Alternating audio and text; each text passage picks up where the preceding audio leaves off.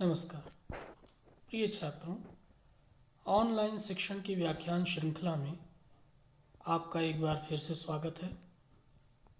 हम पढ़ रहे हैं कबीर की साखियाँ और उनकी पदावली।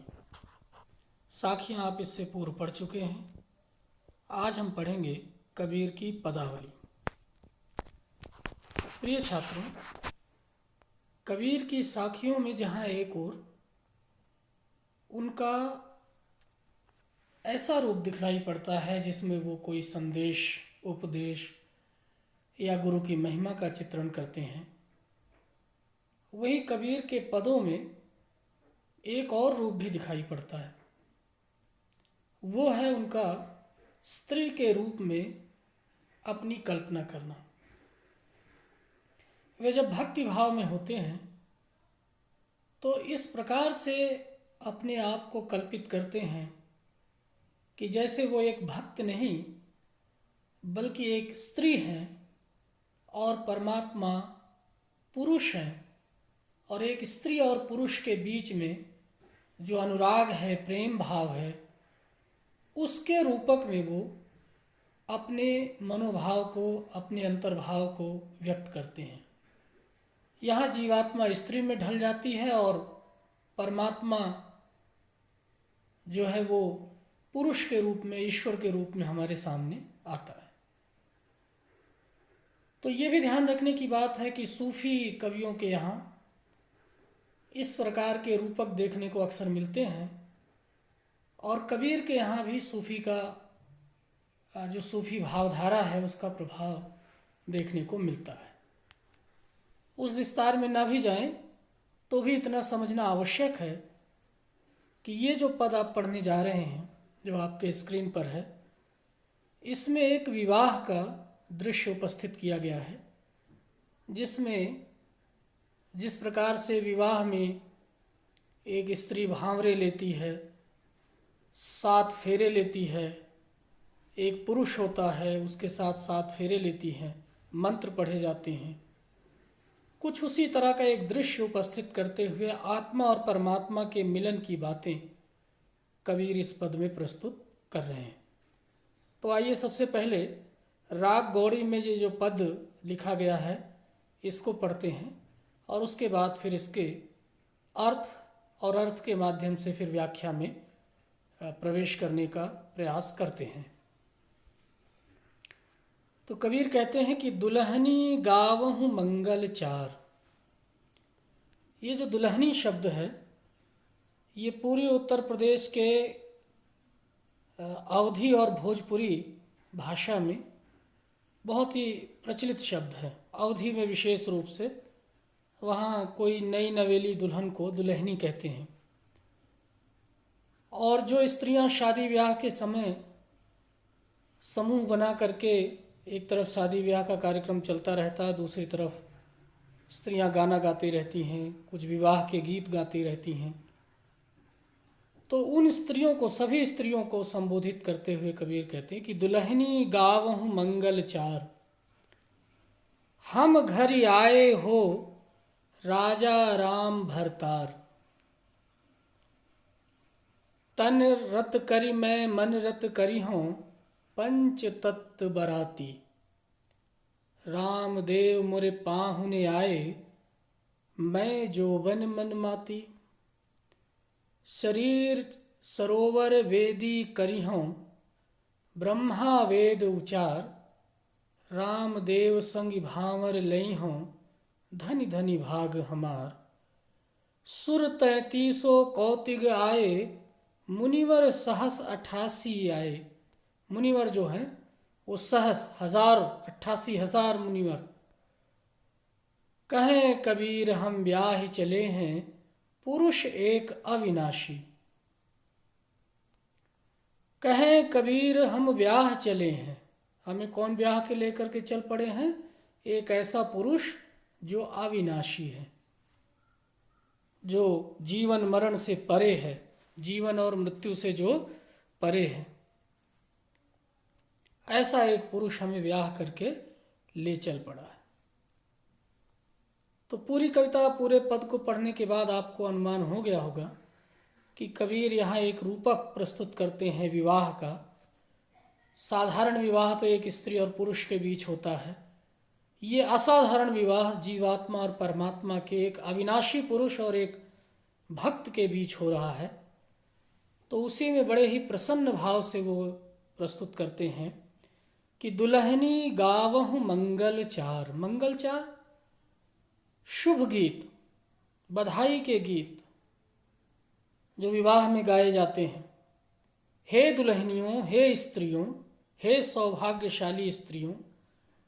सभी महिलाओं को दुल्हनी नहीं कहा जाता है पूर्वी उत्तर प्रदेश के अवधी इलाके में, उनको कहा जाता है जो सधवा होती हैं। सधवा का मतलब जो विवाहित होती हैं, जो दुल्हन होती हैं।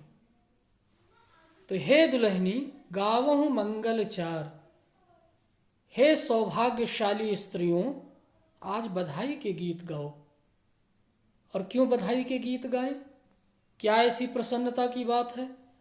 कह रहे हैं कि हम घर ही आए हो राजा राम भरतार। इसलिए बधाई के गीत गाओ कि आज तो हमारे घर में हमें ब्याहने के लिए, इस जीवात्मा को ब्याहने के लिए, इस भक्त पर कृपा करने के लिए कौन आए हैं? स्वयं राजा राम भरतार। भरतार, भरतार जो है वो संस्कृत के भर्ता शब्द से बना है। भर्ता का मतलब भरण पोषण करने वाला। और भरण पोषण पहले ये मानते थे, पहले की ये परंपरा में था कि पुरुष जो है वो स्त्रियों का, अपनी पत्नी का और परिवार का भर्ता है, भरण पोषण करने वाला है। लेकिन अवधी इलाके में अगर आप इस शब्द का अर्थ जानने की कोशिश करेंगे तो आपको जानकारी मिलेगी कि भर्ता या भरतार, और भरतार न कह करके अवधी में कहा जाता है भतार। तो ये जो भरतार है या भतार है या जो भरता है, ये पति के लिए प्रयोग में आता है। तो हमारे घर में आज कौन आए हुए, हमें ब्याहने कौन आए हैं? वो राजा राम, वो निर्गुण ब्रह्म, वो ईश्वर स्वयं आज प्रिय बन करके, पति बन करके उपस्थित हैं। तन रति करी मैं मन रत करी हूँ। तन रत, रत माने रक्त, रक्त माने डुबोना, जोड़ना, अनुरक्त करना, रंग देना। अपने तन को मैं उन्हीं के साथ अनुरक्त कर दूंगी, बिल्कुल विलीन कर दूंगी। और मन रत करी हूं, तन को पहले जोड़ूंगी, तन से फेरे लूंगी, और फिर मन रत करी हूं, मन को भी पूरी तरह से उन्हीं में विलीन कर दूंगी, रत कर दूंगी, पूरी तरह से डुबो दूंगी। पंच तत्व बराती। और ये कोई साधारण विवाह नहीं है, ये विवाह उन बरातियों के सम्मुख हो रहा है जो 5 तत्व हैं, उनके सम्मुख हो रहा है। वो 5 तत्व कौन है? तुलसी ने लिखा है, क्षिति जल पावक गगन समीरा। क्षिति पृथ्वी, जल, गगन आकाश, अग्नि और समीर वायु। इन्हीं 5 तत्वों से हमारा ये शरीर बनता है। इन्हीं 5 तत्वों से ये भौतिक चहल पहल दिखाई पड़ती है। तो ये कोई साधारण विवाह नहीं है। इसमें तो ये जो 5 तत्व हैं, यही 5 तत्व मानो बराती हैं।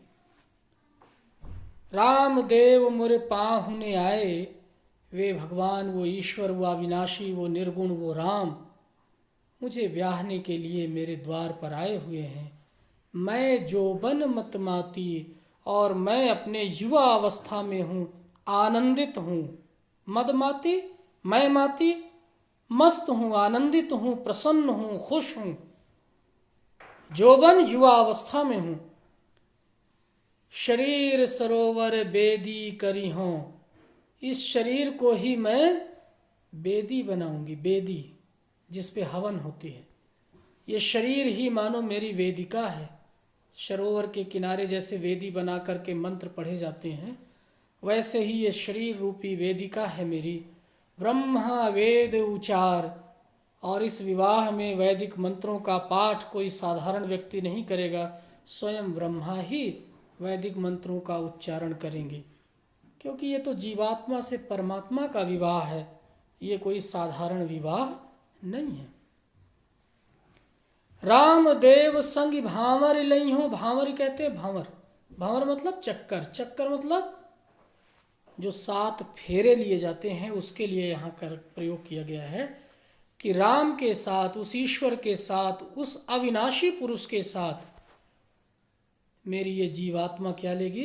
भांवर, 7 फेरे लेगी, भांवर लेगी उस अविनाशी के साथ। और धनी धनी भाग हमार, मैं कितनी सौभाग्यशालिनी हूँ, ये जीवात्मा मेरी कितनी सौभाग्यशालिनी है, मैं धन्य हूँ।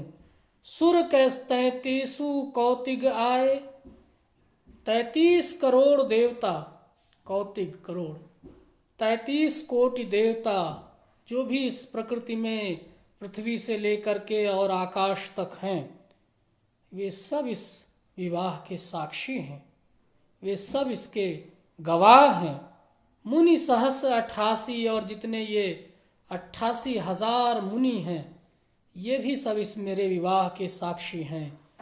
कहें कबीर हमें ब्याह चले हैं, कबीरदास कहते हैं कि हमें ब्याह करके, हमें अपने साथ ले करके चल पड़े हैं पुरुष एक अविनाशी, एक ऐसा पुरुष जो अविनाशी है, निर्गुण है, ईश्वर है, परमात्मा है, वो हमें ब्याह करके अपने साथ ले चल पड़े। तो एक तरह से ये विवाह का भी समय है। और अगर थोड़ा सा और गहराई में जाएं प्रिय छात्रों, तो ये उस और भी संकेत है जब व्यक्ति अपनी अंतिम यात्रा पे चलता है। उस समय भी पूरे ताम झाम के साथ, पूरे रंगत के साथ,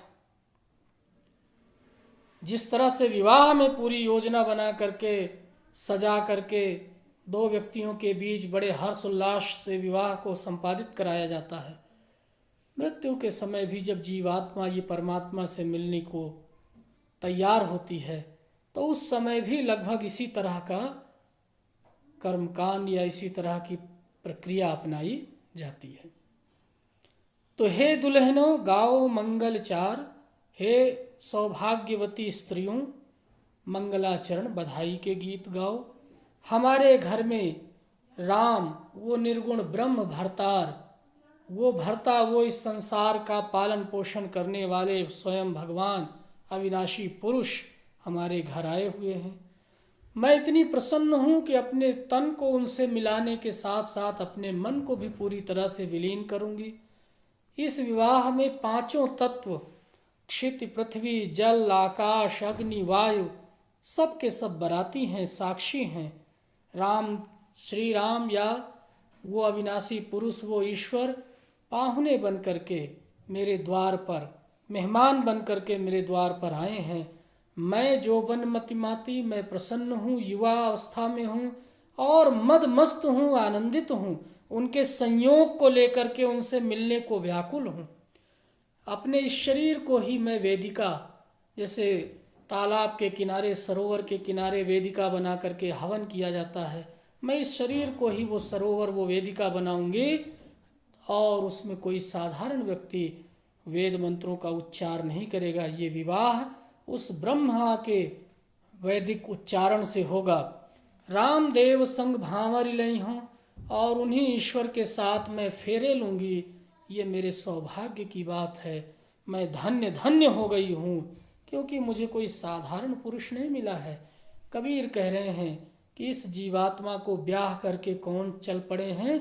स्वयं वो अविनाशी पुरुष चल पड़ा है इसे विवाह करके, जिसकी साधना, जिसको रात दिन मैं अपने हृदय में बसाए हुए हूँ, उसकी याद, उसकी पुकार करता रहता हूँ। वो स्वयं मेरी इस जीवात्मा को विवाह करके अपने में विलीन करके चल पड़े हैं। तो आप देखे होंगे कि इससे पहले भी कबीर ने साखियों में उसी ईश्वर की पुकार करते हैं, और वो ईश्वर अगर आ जाए और उसको, वो जीवात्मा को एक स्त्री की तरह विवाह करके अपने साथ ले चल पड़े, तो ये कितनी प्रसन्नता की बात है, ये कितनी हर्ष की बात है, आनंद की बात है। ये कबीर अपने मनोभाव व्यक्त करते हैं। आप अगर इसकी भाषा देखें तो मैंने पहले ही संकेत किया था कि पूर्वी उत्तर प्रदेश और बिहार के इलाकों में जो एक पूर्वी हिंदी की पूर्वी स्वरूप का जो रूप हमें दिखाई पड़ता है, उसका कुछ कुछ आभास, उसकी महक, उसकी गंध इस पद में आपको देखने को मिल सकती है। जैसे दुल्हनी शब्द है, करिहों, तो ये जो करिहूँ है ये क्रिया भी पूर्वी उत्तर प्रदेश की बोलियों में देखने को मिलता है। लइहों, तो इस भाषा में पूर्वीपन काफ़ी अधिक है और उसको आपको ध्यान में रखना है। आइए अब कबीर के अगले पद को देखते हैं। ये आप देख सकते हैं अपने स्क्रीन पर, माता प्रसाद गुप्त ने अपनी कबीर के जो ग्रंथावली का संपादन किया है उन्होंने, उसमें इसका अर्थ यहाँ प्रस्तुत किया है। आप अर्थ देख सकते हैं, मैंने व्याख्या बतलाई है आपको कि ऐ सौभाग्यवतियों मंगलाचार के गीत गाओ, क्योंकि मेरे घर राजा राम भरतार पति के रूप में आए हुए हैं। मैं तन को उनमें रक्त अनुरक्त करके मन को भी अनुरक्त करूंगी।